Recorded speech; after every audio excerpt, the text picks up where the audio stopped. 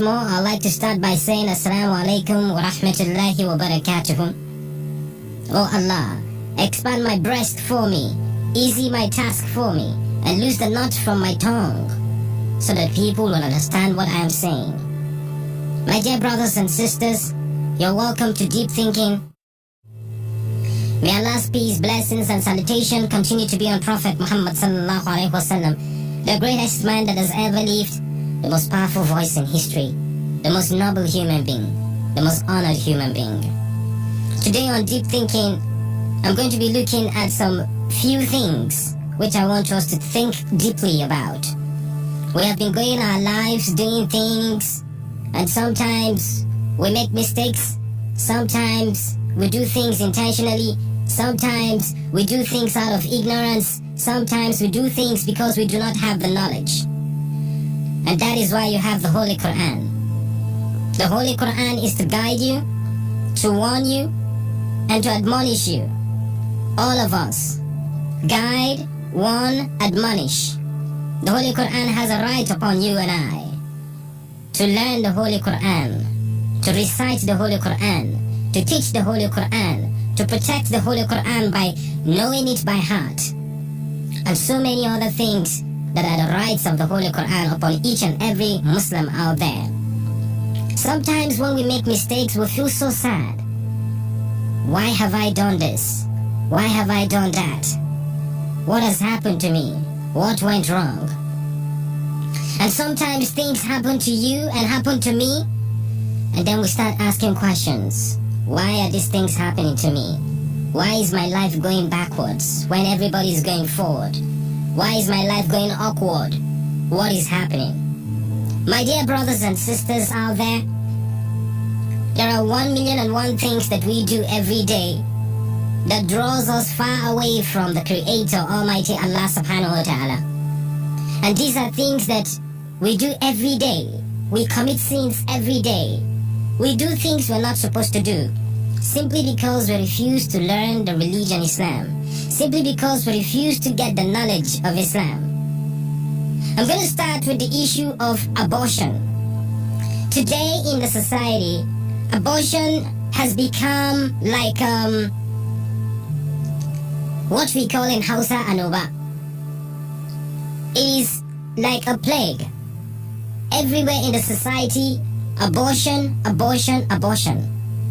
Now this may be a topic that we have talked about a lot of times, but I'm just going to take a tip or talk about some few things about abortion. Some Muslim brothers and sisters, they feel that when they get pregnant or when their wife get pregnant, because they are afraid they cannot feed the child or they are afraid they cannot take care of the child, what do? They go and then they abort the child or abort the pregnancy. This is not right. This is something that is not accepted by the religion of Islam. When you commit abortion, you are actually killing the child because you had the intention of flushing it out. Abortion is not accepted in Islam. Abortion is a grievous crime. Now, there are certain things that may not have been made specific in the Holy Quran because Allah made it clear to us in the Holy Quran that He has made some verses or some ayahs or some surahs specific, and then He has made some ayahs or surahs unspecific. The reason Allah made some ayahs according to His explanation or details in the Quran specific is for those who want knowledge, for those who want to learn, for those who want to see things in the right way, for those who have the mind to change. And that is why there are verses or ayahs in the Holy Quran that are specific.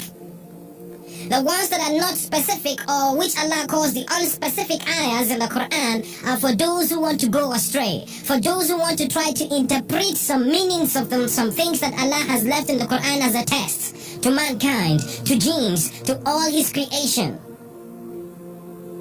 If you take such part by saying, okay, look, I have seen this ayah and I must find out the background, I must find out what is Allah saying here, MashaAllah, your intentions will make it clear for you and you will see the real meaning.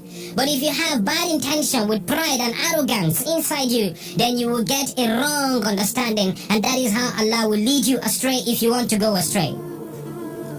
Do not say that because there's no money in the society or things are hard, so you want to commit abortion. Your wife is pregnant and then you're scared of taking care of the baby and then you commit abortion.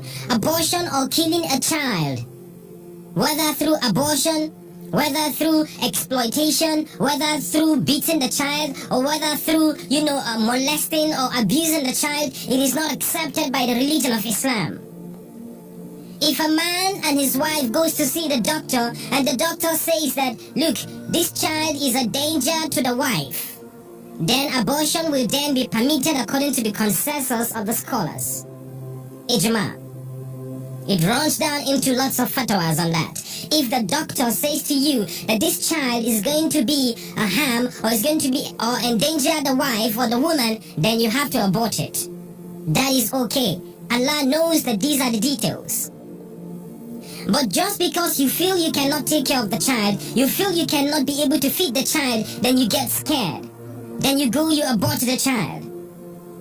You remove the child, and they will tell you that, okay, since it's not up to 40 days, since it's not up to 30 days, there's no problem, you can abort it. My dear brothers and sisters, that is a fatwa that I want you all to be very careful with. There are certain fatwas that you hear that they are just there to mislead you and lead you astray. Beware of Allah. Allah is watching. Every soul that is inside you, Allah is aware of it. Everything that happens, even inside the ground, inside the stone, Allah is aware of it because He created everything. Abortion is not accepted in Islam. It is haram because it means you're killing your child. It means you're killing the baby. It means you're killing the baby.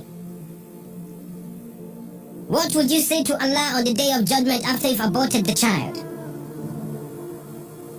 Why are you afraid that you cannot take care of the child? You're not the one feeding the child. Allah is the one feeding you and your child. Have hope in Allah. Believe in Allah. And believe that with Allah everything is possible.